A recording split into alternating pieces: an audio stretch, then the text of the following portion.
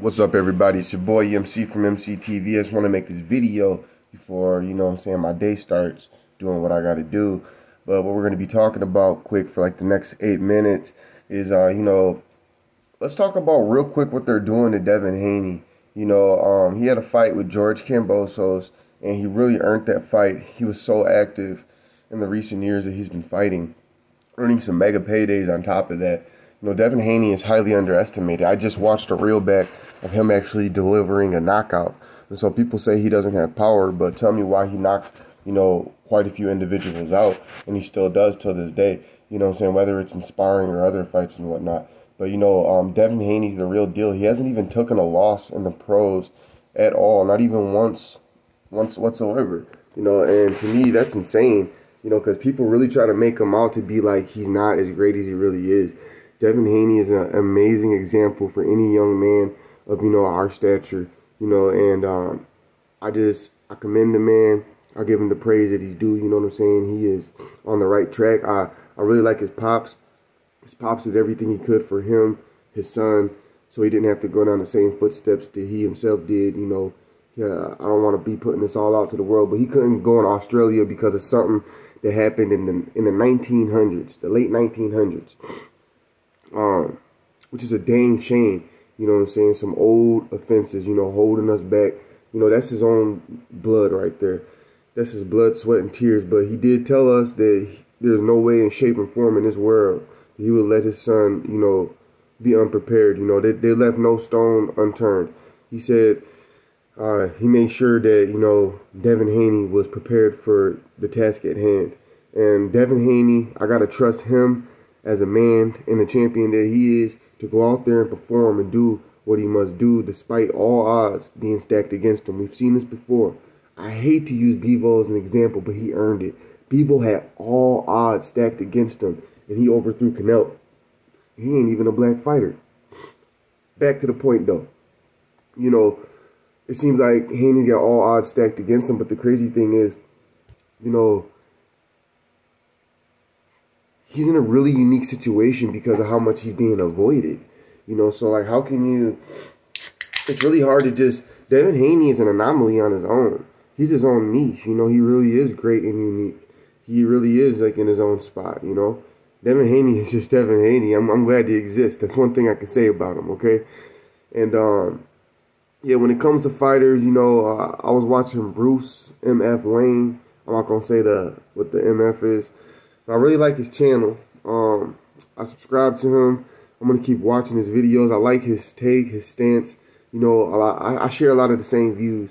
You know what I'm saying? And I keep what I'm watching quite diverse. But, yeah, Canelo, he was bad for boxing. Really, really bad for boxing. Didn't shake things up the right way. On an interesting note, he has the undisputed belts at 168. His mandatory is David Benavidez. How long have we been hearing about the Charlo brothers and David Benavidez, who I personally think is one of the greatest fighters in his division of a Mexican, Latin American fighter, if you will. He's somebody that I'm full force behind. Like, I like, David Benavidez. And I think that him and Canelo will be an awesome fight.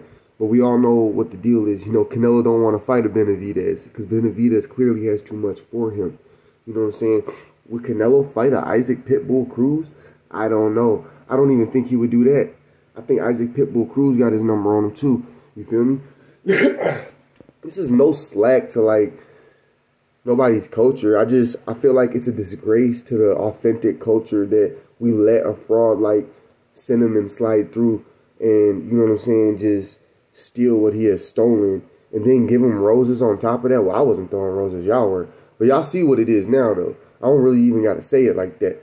But the inconsistencies, you know what I'm saying? You see what Canelo did to become undisputed. But look what all these black fighters have to do just to even get near undisputed or even get a fight to go through or happen. It's like they get stuff stripped and pulled for them in the process, even on the last day. You know what I'm saying? I would never, ever, ever forget what happened to Deontay Wilder in the boxing game. You know what I'm saying? People just gloss over that. I know it's in the back of everybody's head still. I don't know how people still aren't talking about that. I hope they didn't pull all those gloves, pictures of the gloves down, because I heard that, they protect cheaters so much, you know, that they'll even scrub stuff off the internet in their own way. For example, Canelo's been caught cheating, but he did not cheat in the fight against Floyd Mayweather. But they'll go as far as, you know, you'll even have a boxing entity or ESPN or whatever it was take something off of their catalog. You can't even watch that Floyd Mayweather fight against Canelo because something to do with their narrative. They didn't want that fight to be viewed because it just messed up their narrative. Point blank, period. What did Floyd Mayweather do in that fight other than to whip dude's ass? You know, so y'all see what it is. This is going to be my next point here. What's happening to Devin Haney ain't nothing short of racism.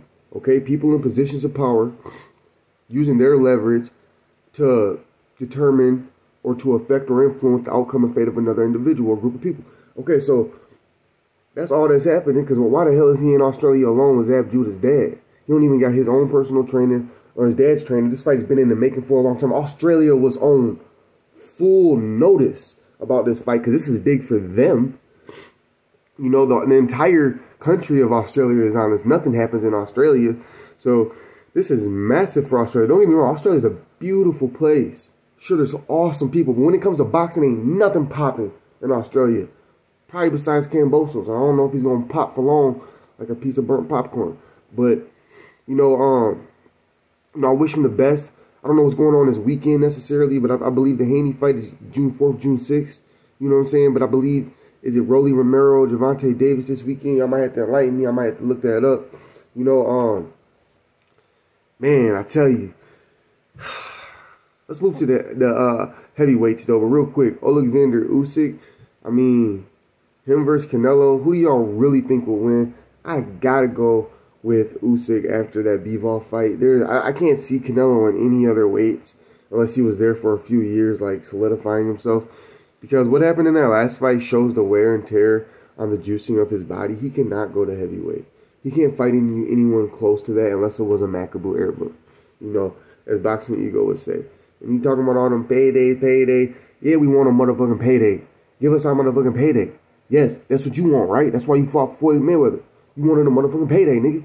Alright. So yeah, I hope I don't get flagged for that shit.